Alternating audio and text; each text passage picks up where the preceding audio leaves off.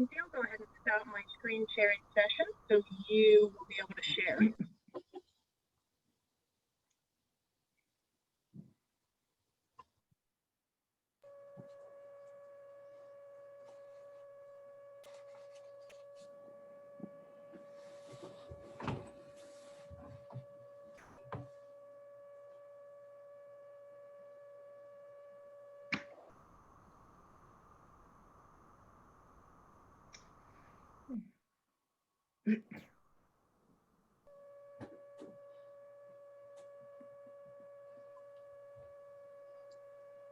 Okay, Lindsey, you can go ahead and share your screen if you're ready.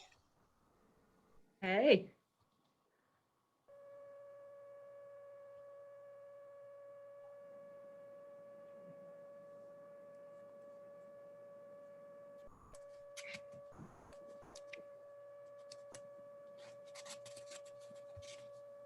Okay, perfect. We can see that.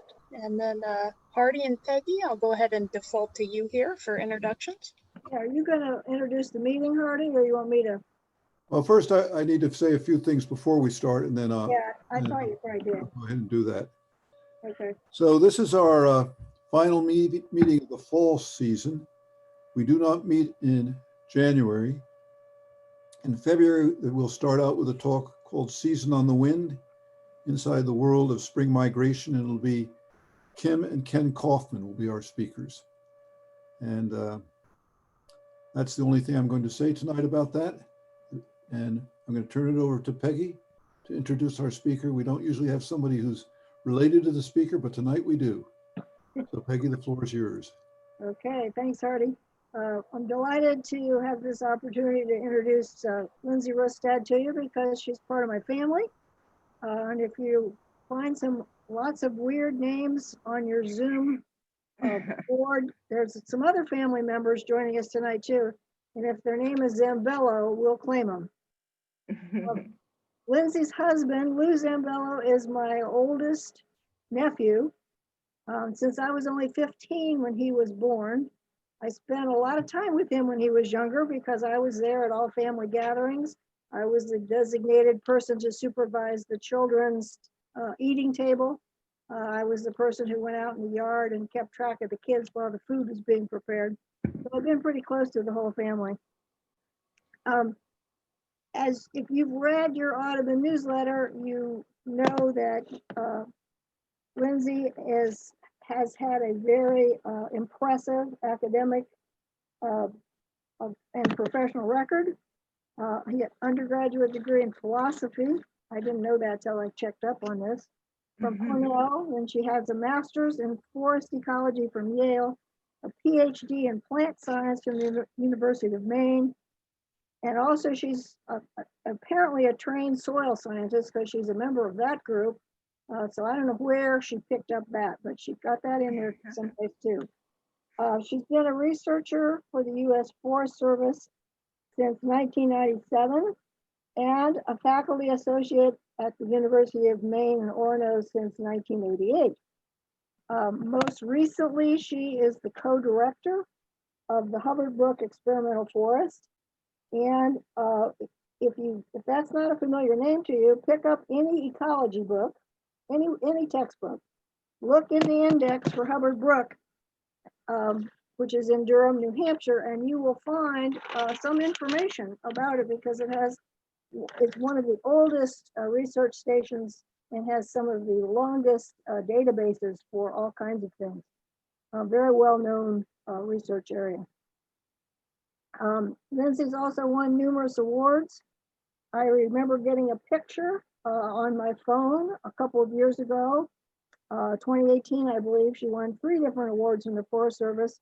And there's a picture of her, I think taken in Washington, D.C., standing next to the chief of the Forest Service and also the assistant chief. But in addition to just this research on forests that she's been doing for years, she has been very involved in mentoring young women starting science careers. And she's been worked with encouraging young girls to consider a science career. She's been involved in several projects involving that. So much so that she was recognized by AAAS, American Association for the Advancement of Science, as an official mentor for women scientists, which is quite a prestigious thing to have happen. She's also worked on projects in integrating art and science. She travels all over the world. She's an invited speaker at many different conferences. She's done some collaboration with forests, with Chinese foresters. She's done this weird ice storm project, maybe she'll tell us about today, where she got out in the woods and shot fire hoses of water in below freezing temperatures. Somebody sent me some pictures of her all decked out in that gear with icicles dripping everywhere.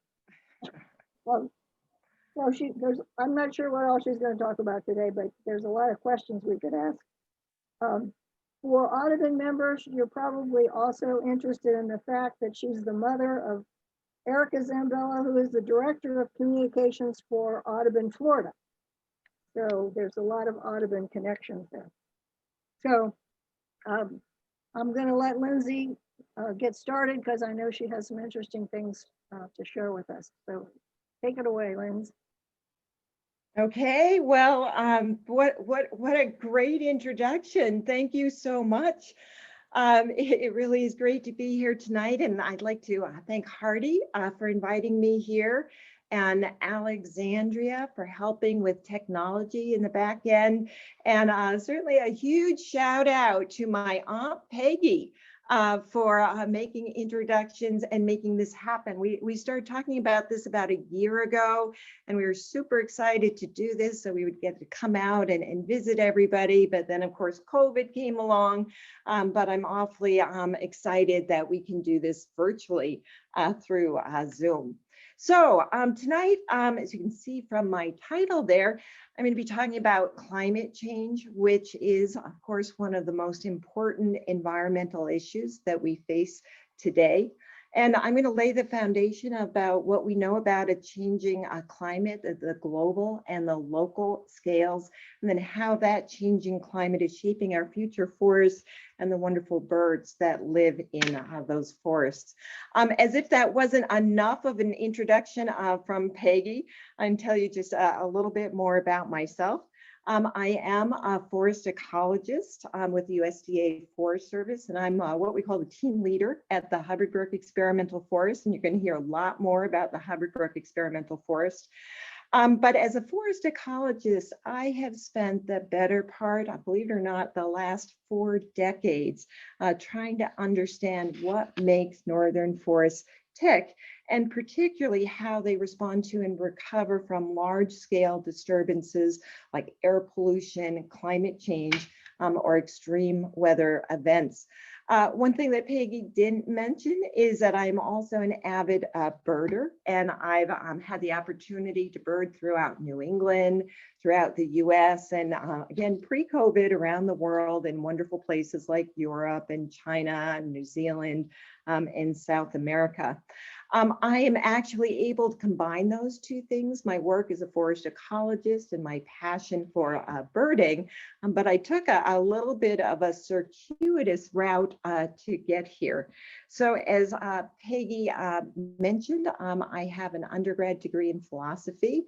I actually grew up outside of New York City in the burbs, but I always had a passion for the North Woods. I went to school at Cornell University in upstate New York. I got a degree in philosophy, but I also did a lot of studying of ecology, particularly the ecology of forests. And the wonderful birds that lived in them. In fact, when I was in college, what I really wanted to do was to be an ornithologist. And I took every class I could take at Cornell, and that's a lot of classes. I actually was a teaching assistant for ornithology, and I worked for a couple of years at the Cornell Laboratory of Ornithology in Sapsucker Woods, where my job was to take care of course, one of the most famous bird skin collections in the world. As it turned out, I migrated, if so to speak, from ornithology to more deeply into forest ecology, but I now have that rare privilege where I can weave these two themes into both my research as well as talks like the one I'm going to give today. So I just wanted to give a little bit of that background if you wonder why I'm here talking about climate, forests, and birds. So,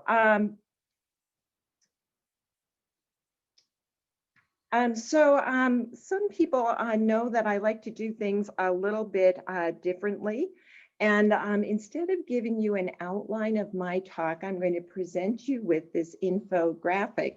And this infographic was actually made by my daughter, Mary Zambello, also a very talented woman.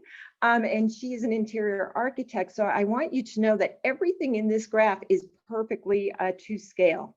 So embedded within this infographic are three short stories that I want to tell you tonight. The first one is down here at the bottom, and it traces the rise in CO2 concentrations and concomitant changes in temperature and other drivers of climate change over a mere 800,000 years. The middle story is here, and I'm going to tell you what we've learned about a changing climate right in our backyard at the Hubbard Brook Experimental Forest. And the third story is up here, which builds on the foundation of the first two and talks about how climate change is impacting forests and birds of northern New England. So with no further ado, I'm going to take a deep dive into this infographic. This shows you atmospheric carbon dioxide or CO2 concentrations over the past 800,000 years. On the vertical axis or the y-axis, we have atmospheric CO2 concentrations in units we call parts per million. And we have time with a little bit of poetic license on the horizontal axis or the x-axis. And if we zoom in to the last 800,000 years, we can see that atmospheric CO2 has bounced around quite a bit. In fact, it's bounced around from a low of about 190 parts per million to a high of maybe 300 parts per million, but the average has been about 270 parts per million. And we know this because we've actually been able to measure atmospheric or measure CO2 concentrations in air bubbles that have been trapped in ice cores that were extracted from the Antarctic ice sheet. So we know that CO2 concentrations were somewhere around 275 parts per million. And then we know they started to rise at the beginning of the Industrial Revolution. And we know that they were 315 parts per million in 1958. And we know that because a young scientist named Sir Charles Keeling started measuring atmospheric CO2 concentrations on top of a remote mountain in Hawaii, at Mauna Loa, Hawaii.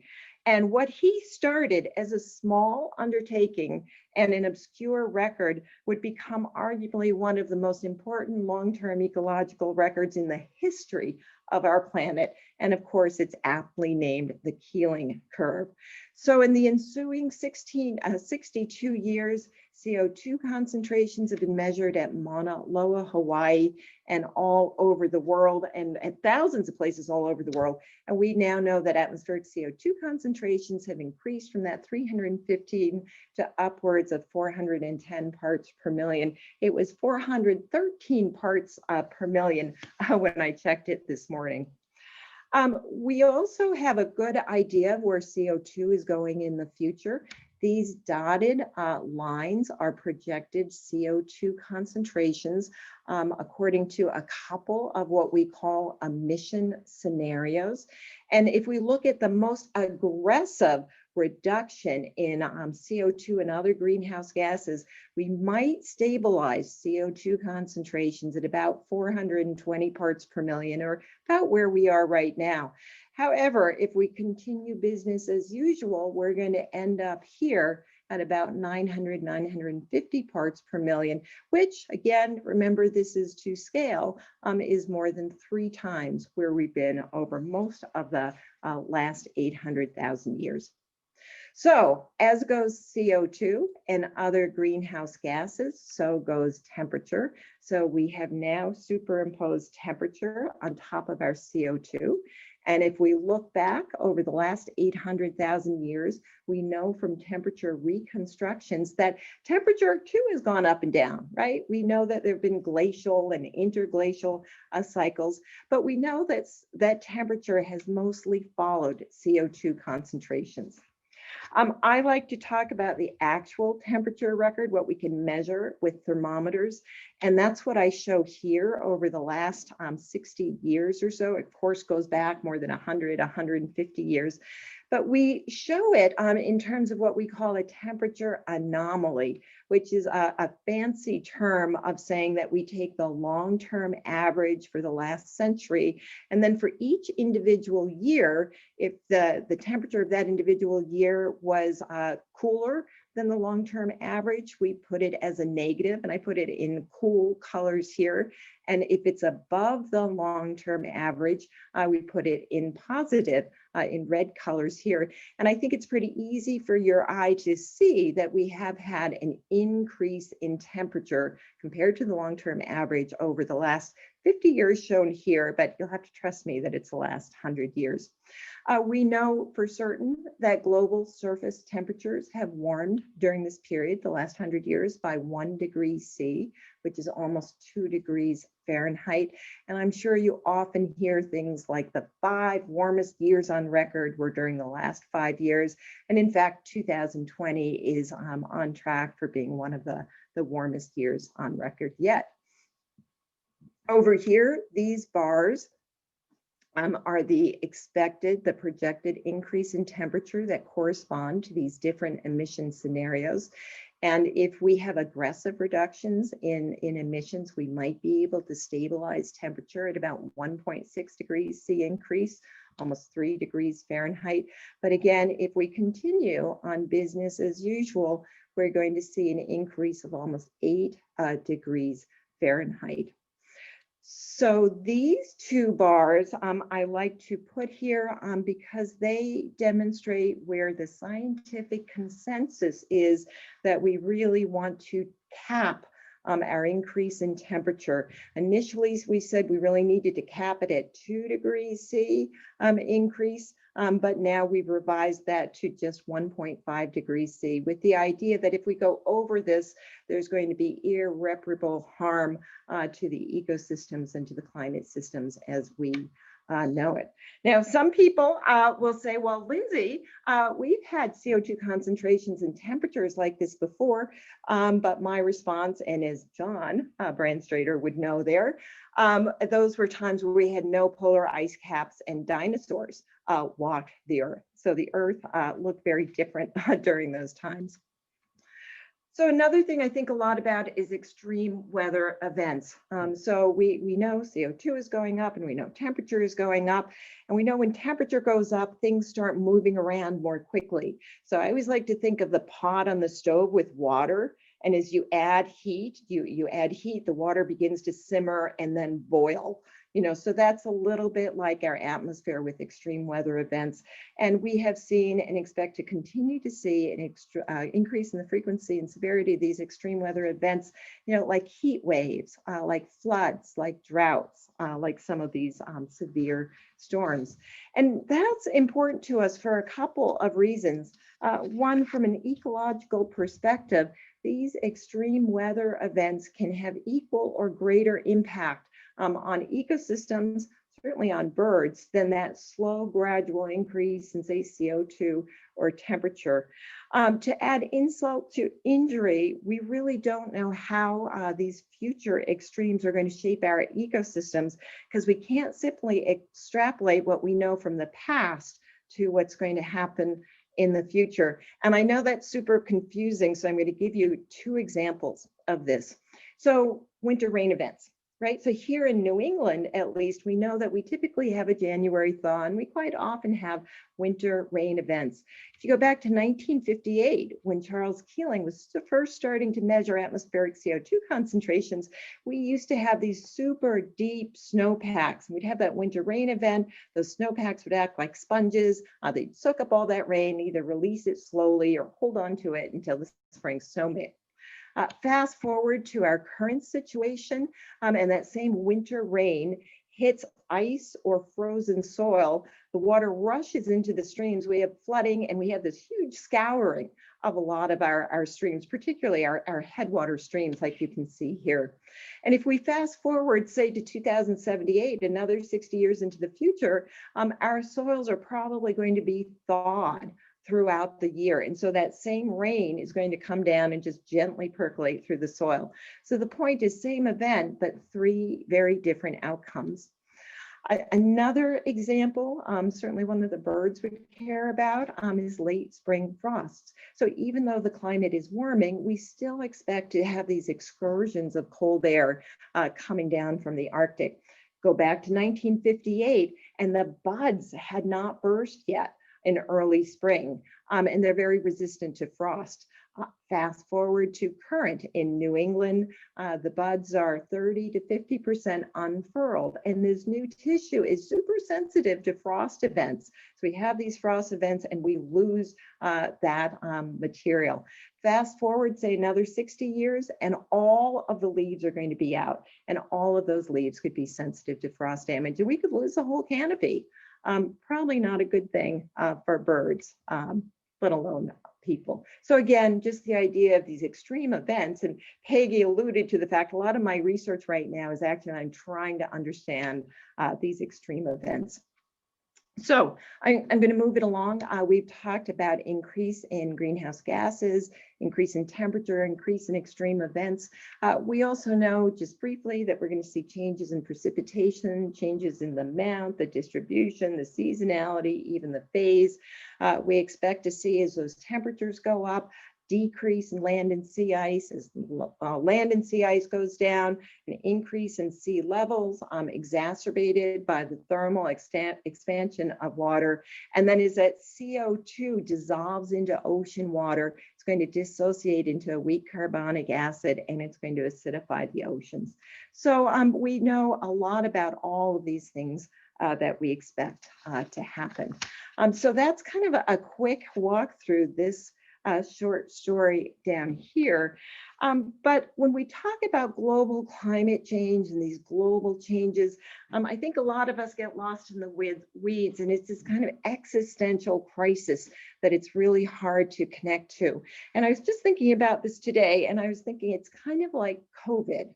Right. So when we hear these terrible statistics on a global scale, the number of cases and the number of hospitalizations and the number of deaths, it's kind of hard to grasp them. They're still just numbers. But when we hear about numbers in our own community with people we know, all of a sudden these numbers have context and have meaning. And so the second part of my story is going to be the context and meaning of global climate change in our backyard. We're here in the Northeast, is the Hubbard Brook experimental forest. So I promised I would tell you a little bit more about Hubbard Brook. Hubbard Brook is located up here. It's one of these triangles, and that is not chickenpox. Those are USDA Forest Service experimental forests. We have 81 of those that are distributed across the United States. We are one of the larger ones of them. You can see down here a picture of the valley taken from just a couple days ago. Hubbard Brook is about an 8,000 acre valley. It has beautiful northern hardwoods at the lower elevations and the spruce fir, a little bit of white pine at the upper elevations. You can see them all covered with Christmas snow here. So Hubbard Brook was established way back in 1955 as a center for water research in New England, and it has since grown to be arguably one of the longest continuously running, perhaps one of the most famous long-term ecological study sites in the world. And if you've heard some of the things about Hubbard Brook, you might have heard some of our research highlights. Some of our early work was studying the impacts of forest harvest, particularly on these headwater watersheds. We've been credited, rightfully so, for the discovery of acid rain. We've done a lot of work on acid rain and more recently the recovery from acid rain. We have some of the longest running resident and migratory bird studies in the world. And because we've been running for over 65 years, we have the opportunity to study the impacts of climate change and extreme weather on our forests. So one of the unique things about places like Hubbard Brook is we don't have just one indicator of climate change. We have a whole bunch of them. So we have long-term records of meteorology, of soils, of biology, of hydrology. And the neat thing is they're all really telling us the same thing about a changing climate. I'm not going to go through all of them, but I'm going to give you just a few of the highlights. So this is a graph of air temperature over the last 60 years at two different stations, just to show that we see the same trend at different sites. And I think it's pretty clear that temperature has increased, and at Hubbard Brook, it's increased by almost 3 degrees Fahrenheit over this period. What's kind of important, and the reason I put these graphs up here over and over again, is to show you how messy, right, the data is. And if you were to just study this forest, right, for 3 years or 5 years or even 20 years, you would just see these numbers going up and down and up and down, and you wouldn't see a trend. It's only by having these long-term research sites that we can really begin to pick out these long-term trends. So we see an increase in temperature, but it's not an even increase across all the seasons. And what we've learned is that our winters are warming the most. And even in our winters, it is our winter minimum or the winter nights that are warming the most. And if you're someone who's been around for a while and you say, gosh, I remember that those winters used to be so much colder than they are now, we have data to back you up on that one. So we care a lot about water. These graphs, the red is precipitation, the green is stream flow, and the blue is a measure of evaporation. And I think you can see that we're getting more water in the Northeast. Overall, our precip is going up, and as precip goes up, our stream flows are going up. And oddly enough, our evaporation numbers are going down. So we're not quite sure why that is, but that's one of our areas of study right now. But precipitation at Hubbard Brook has gone up a full foot, right, over 60 years. That's a lot more water than it used to be. But one of the things we also learn is that water is coming in bigger events, right? 1 to 2 inch drenching rainstorm. And those events are separated by longer periods with no rain. So it's a head scratcher, but we're expecting kind of drier and seeing kind of drier soils, drier forests in this wetter world. So kind of strange how things are changing. Another thing we care a lot about in the Northeast, of course, is snowpack. We have 3 different ways that we measure snow at Hubbard Brook. We measure the depth of snow, we measure the amount of water in the snow, and we measure how long we have snow on the ground. And all 3 of these metrics have been decreasing over time. And just to single out our snow cover, we now have 22 days less of time when there's actually snow on the ground, which might be a good thing for some of our resident birds. Ice cover is another thing at Hubbard Brook. Our ice is going in later. It's going out earlier. And so we've lost a total of almost 20 days of ice cover. And this is kind of interesting if you're like me and I like to follow some of our aquatic birds. Loons, they kind of hop, right, from pond to pond and lake to lake as the ice is melting. So as this ice is melting sooner, of course, the birds are advancing sooner, like these little loons that we have right here. I would be remiss if I didn't talk about the songbirds of Hubbard Brook. And I know who I'm talking to, that you guys have heard about this absolutely horrible crash in bird population, bird numbers across the world. We've lost just billions and billions of birds. And if you look at the long-term Hubbard Brook data, which is up here in the left, it looks terrible, right? We've had this huge crash of bird abundance, which is the total number of individuals. However, scientists at Hubbard Brook have actually taken a deeper dive into looking at this, and it's not so bad. Our forests have matured over this time, and what we've had is actually a loss of some of those early successional species like the least flycatchers or American redstarts. We just haven't had the numbers, or the biomass of birds from some of these other species to make up for it. So again, there's numbers, but understanding what the numbers mean is always part of the trick. So I've talked about how climate has changed on this existential global scale, how it's changing in our backyard. Now I want to go to how these changes are impacting our forests and our birds. And some of you, I know how science works, and science works very slowly. Now, we scientists gather a bunch of facts, and then eventually we try to create understanding out of those facts. So back in about 2009, I realized that we had so much information on climate impact and climate impact changes on forests, but we really hadn't put this together, at least in the Northeast. So I called up and gathered 50 of my closest friends and associates in the Northeast and Eastern Canada, and we decided to do a synthesis on changing climate, changing forests. And in this, we pulled together all the information we had, how the water cycle had changed, how what we call biogeochemistry, that is the study of carbon, nitrogen, phosphorus, how that had all changed. And then down here, how the biology had changed, the forests and the critters in the forest.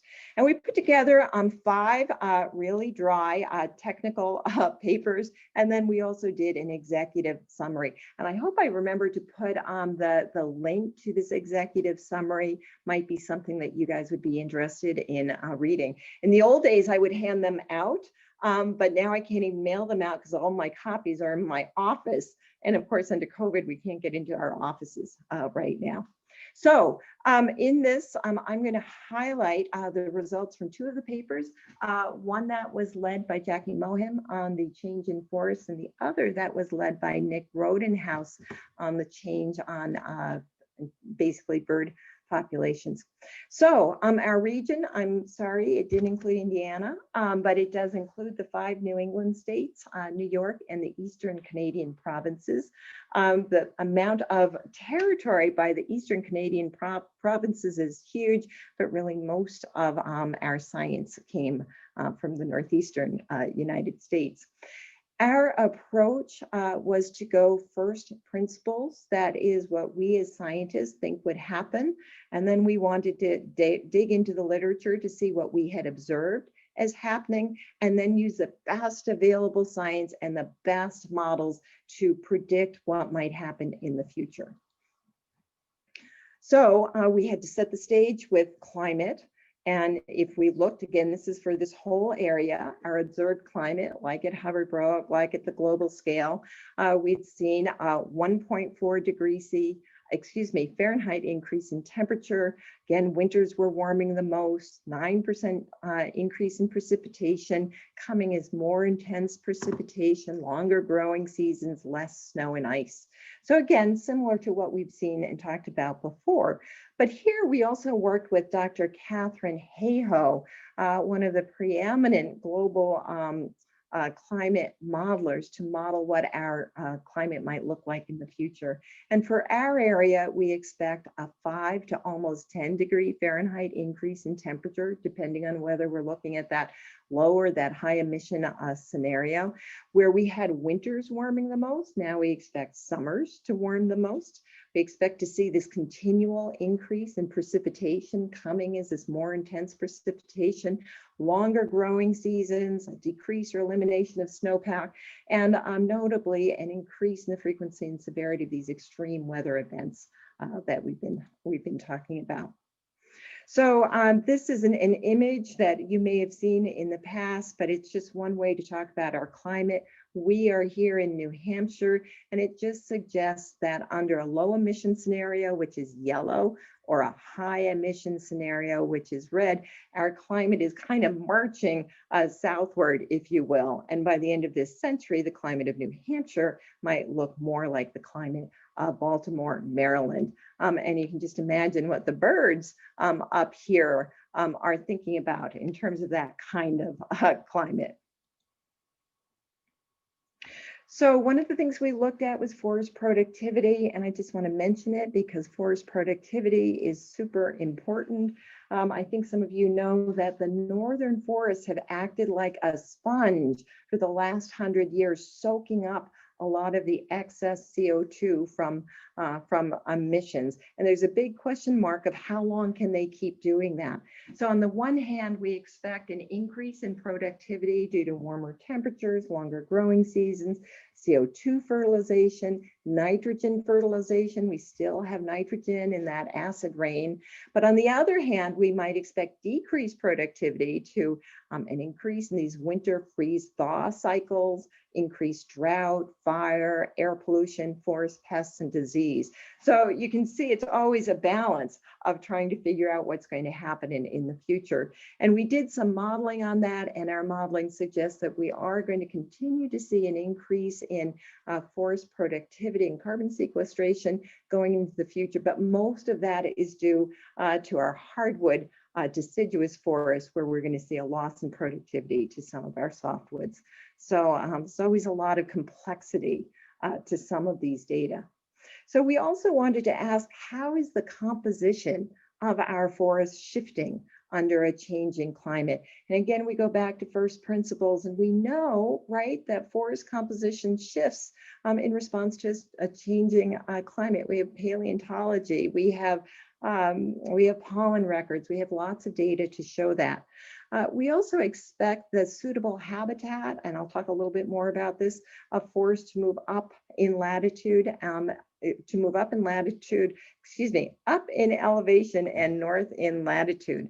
But because of this, our species are going to have trouble keeping up. Our climate is changing, believe it or not, so rapidly that our forests, right, that change on the order of decades or centuries or 300 or 400 years, just can't keep up due to reproduction, dispersal, migration. And so there's going to be a mismatch, right, where these trees, where these species are relative to where they could be growing best. So we have searched literally high and low for examples of where we've seen changes in species composition, and it's super hard to find.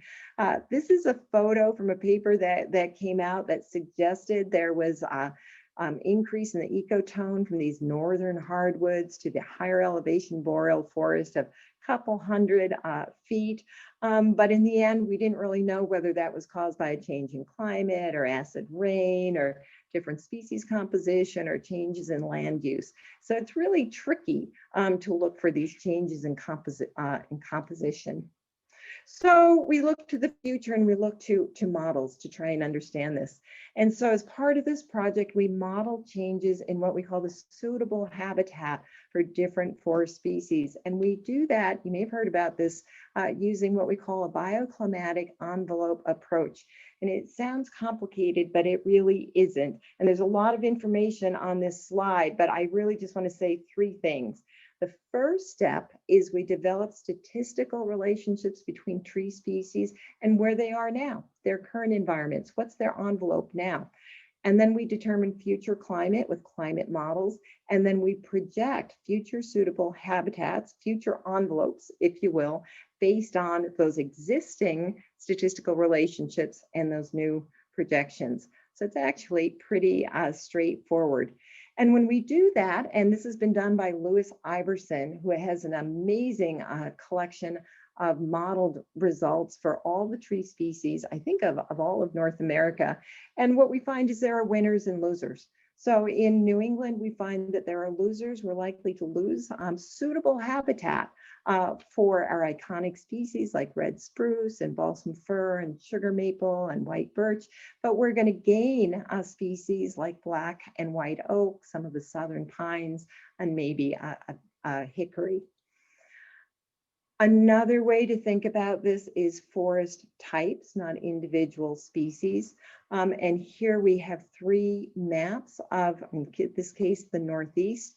On the left is the current distribution of forest types. And I apologize if there are folks out there that have trouble with colors, but if you bear with me, up in the top is a blue, which is a spruce fir forest type. The magenta is northern hardwoods, and the green is some of our southern species. Under a low emission scenario, we would expect to lose suitable habitat for a lot of those spruce and fir, actually have an expansion of our northern hardwoods, and a little bit of an expansion of some of those southern species. Under the high emission scenario, or the business as usual, we would expect a virtual elimination of suitable habitat for spruce fir, maybe our northern hardwoods, and would really see suitable habitat for those southern species.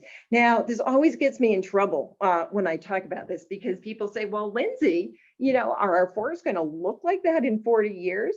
And of course, the answer is no, right? Forests cannot pick themselves up by the roots and march north. But what it does suggest is that different tree species, different forest types are going to be in places that are no longer most suitable to them. It's going to be too warm for some of these species, and that means they're likely to be more stressed and more susceptible to secondary stressors like pests and pathogens, or air pollution, or a whole number of things. So it's a concept of suitable habitat and thinking about how that's going to change over time. So we're here to talk about birds. So let's talk about birds. So climate change and birds. I think we all know that climate change will directly and indirectly affect virtually all aspects of the avian life cycle. And so if we dig in a little deeper, we know that climate change is going to affect the physiology, reproduction, and morphology of birds. It's going to cause changes in the timings of migration. It's going to alter food sources, right, including the amount, the type, and something we call asynchronies. So are some of our migrants going to come back earlier, you know, but the caterpillars won't have come out yet? Are we going to have those kind of asynchronies?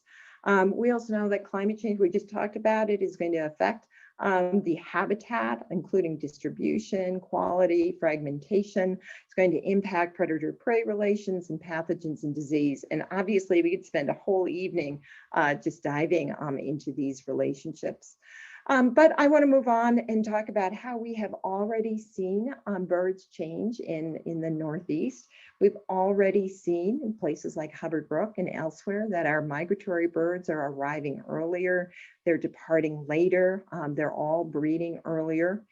We know that the abundance of birds in our forests and other habitats are changing. For data that's available, we know that 15 of 25 resident birds species for which we have data are increasing in abundance, 5 are decreasing, 5 show no change.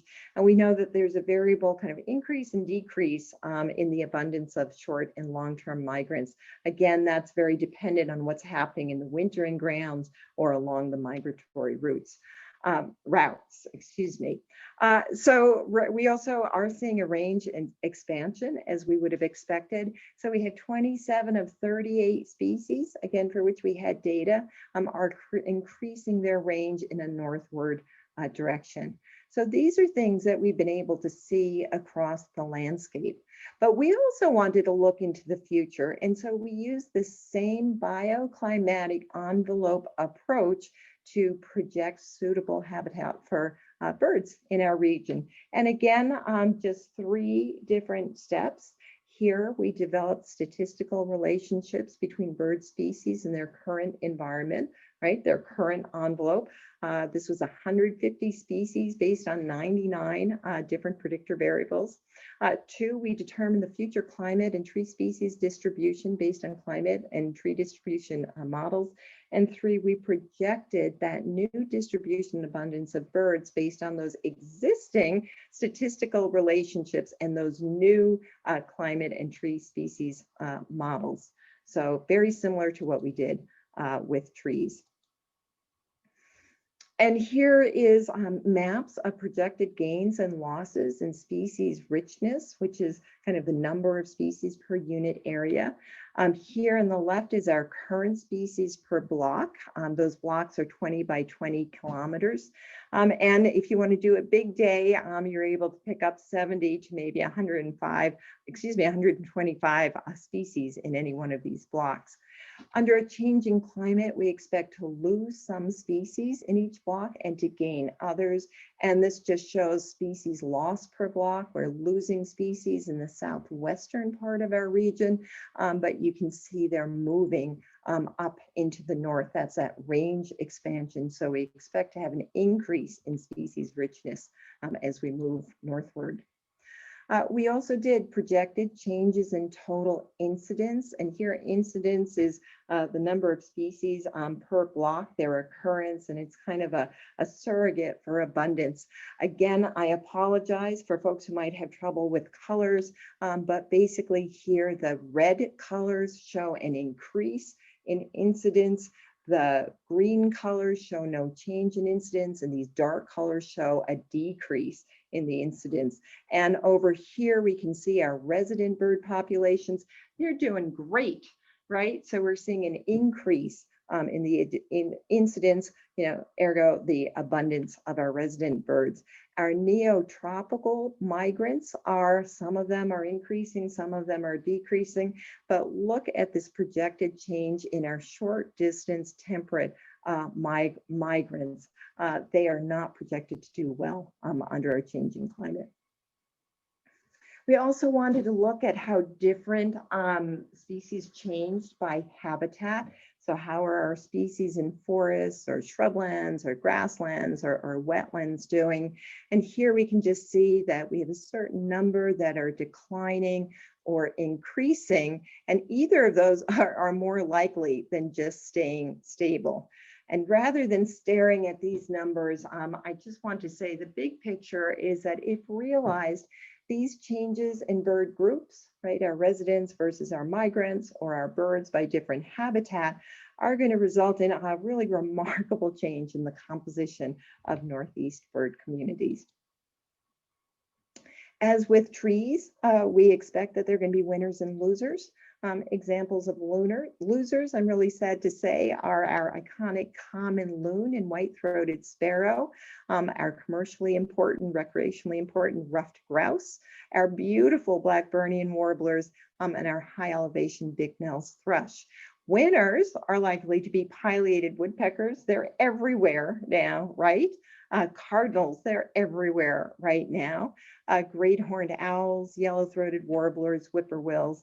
Again, we have these numbers for 150 different species if you wanted to go to the paper and look up your favorite bird. We also have focused on the group of birds that are high elevation birds. Of course, some birds can move north in latitude, but at a certain point, you can't keep moving up in elevation. So we worry about some of our iconic higher elevation birds, some of the three-toed woodpeckers, our boreal chickadee, our gray jays, our kinglets, our blackpolls, and some of our finches. Again, at a certain point, they have nowhere to go in elevation. And in particular, we worry about a species called the bignell's thrush, already a very rare species. This is kind of a messy graph, but it just shows the suitable habitat here on the y-axis, and you can see as temperature goes up, the suitable habitat drops off precipitously for this species, and we would expect to lose the species pretty rapidly in the high elevation mountains of New England. So I go on and on, but I'm going to kind of slow down here. I have some closing statements on the science, just going back up to the 50,000 foot level. I think we all know that the climate has changed and will continue to change rapidly into the future, and it's rapidly that is what most important.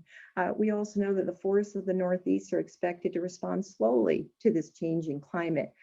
Bird populations have already changed in response to novel climates and will continue to do so in the future.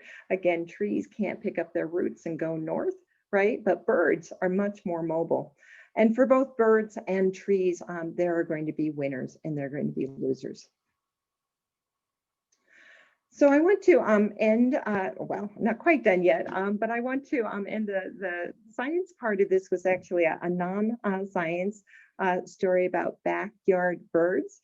People that know my husband know that he loves to feed the birds. And of course, I love to watch the birds that he's feeding. And we have not been able to keep enough bird food out in these feeders. It is gone just about like that. And we thought we were alone. But we came across this little article in our local wild bird supply news where they were talking about kind of all across our area, we could keep bird food in these feeders. And they had an interesting statistic that said that their bird seed sold in October 2019 was 9,000 pounds, but they have already sold 27,000 pounds right in October 2020 alone. So 3 times as much bird food they've sold. So what is going on? And we think that this is just such an example of the confluence of different events coming together. So here in the Northeast, we had a summer drought, and we actually had a failure of some of the local food sources, some of the seeds, some of the cones that these birds would normally feed on. We also had a very warm summer here in the Northeast. So we think there's better survival of nestlings, maybe some double broods, particularly of those cavity nesters where it didn't get as cold or wet as normal. At the same time, up north in the boreal forests of Canada, there have been an increase in the spruce budworm outbreaks, and that's caused an eruption, right, of individuals of different species coming from the boreal forest down to the Northeast. So we have more of our local birds, we have more birds coming from the boreal forest, and we have less food. So you can see that these birds are looking for food. And the other thing for the wild bird store is, of course, we have people home and more people are out there feeding birds. So I guess maybe it's a story of winners and losers in our economy. And folks like those at the wild bird store are certainly kept in business this particular year.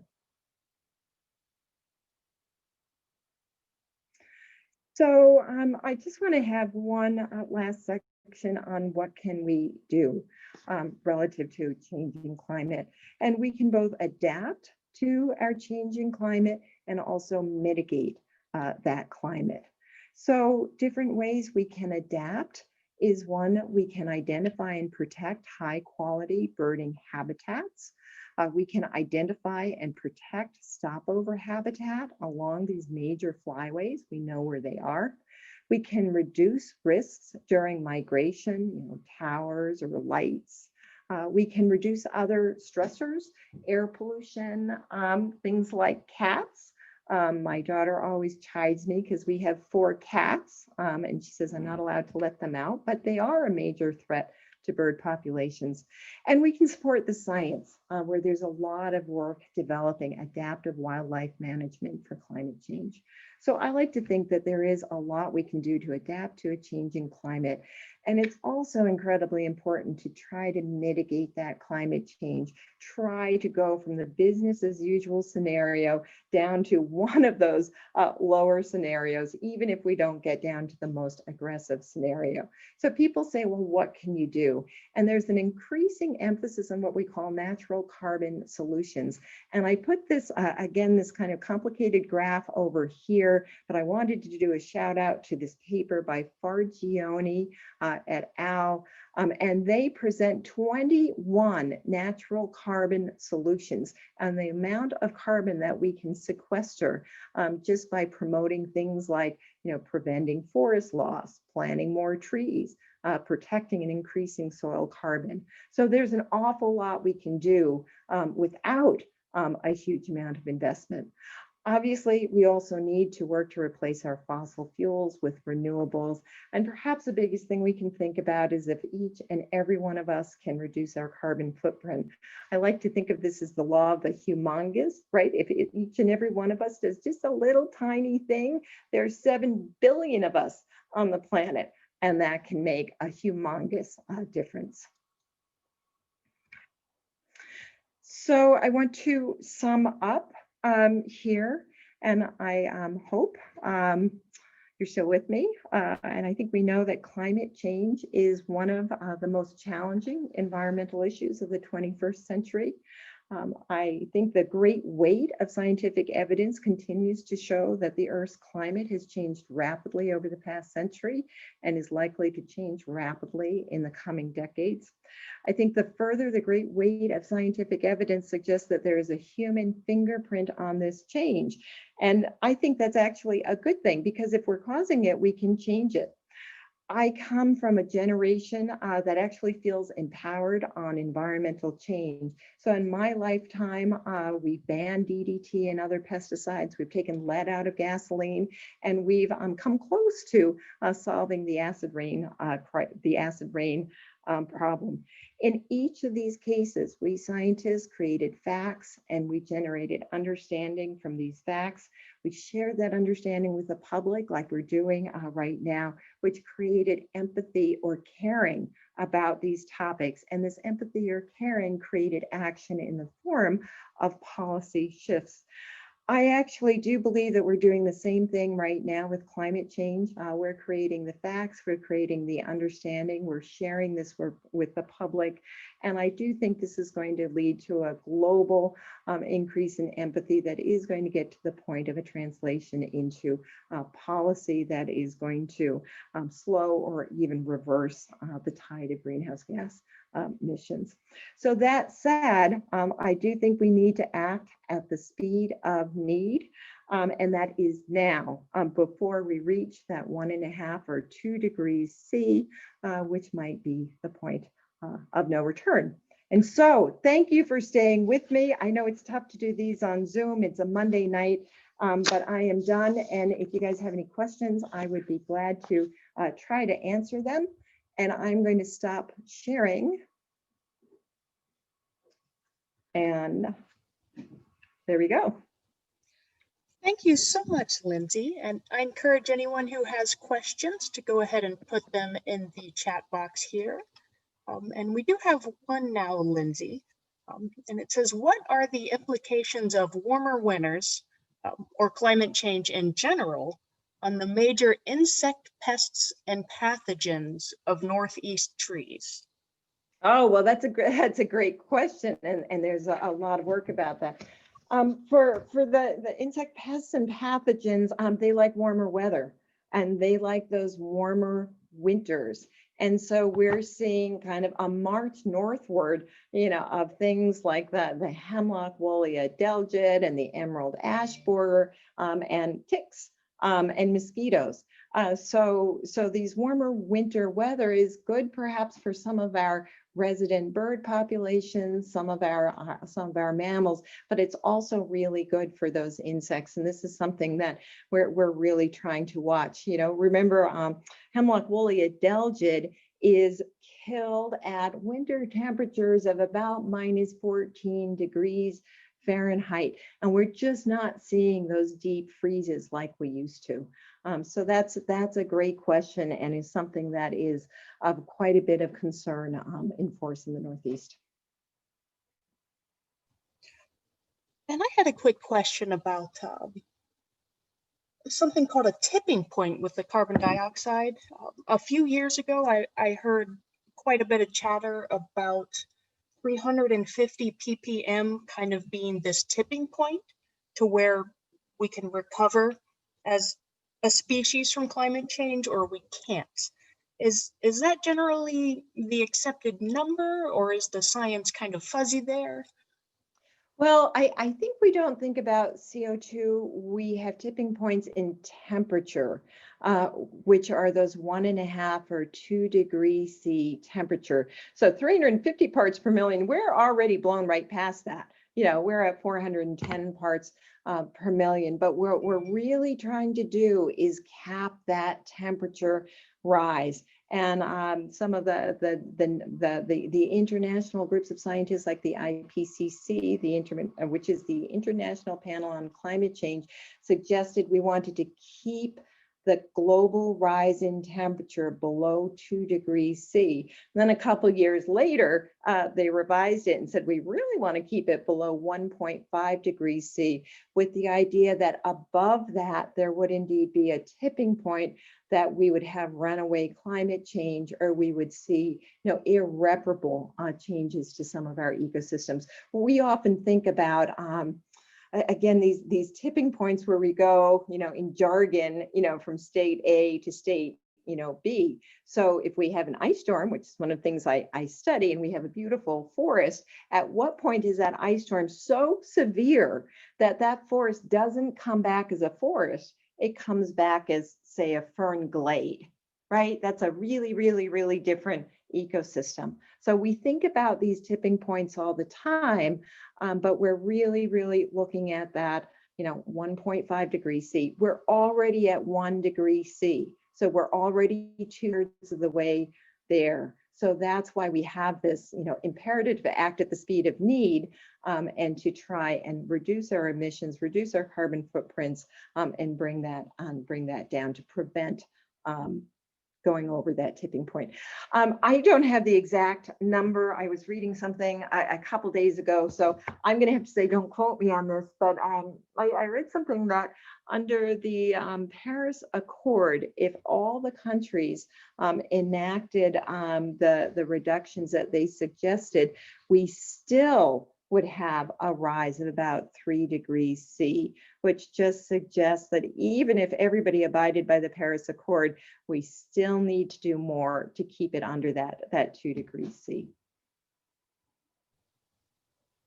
Very good, thank you. And I have to ask, Peggy alluded to it in her introduction about the fire hose experiment. So I'm really intrigued, but worried about extreme weather events. And again, that's because they have this, you know, possibility of creating equal or greater impact on our forests, our ecosystems, and those slow, gradual changes. So in New England, and I think you guys have them there, ice storms are actually one of our types of extreme weather events. And our models suggest that we're going to have an increase, if not the frequency, in the severity of ice storms. Well, ice storms are already a big deal, at least here in the Northeast. And if we have more of them and they're bigger, then that's really going to be a problem.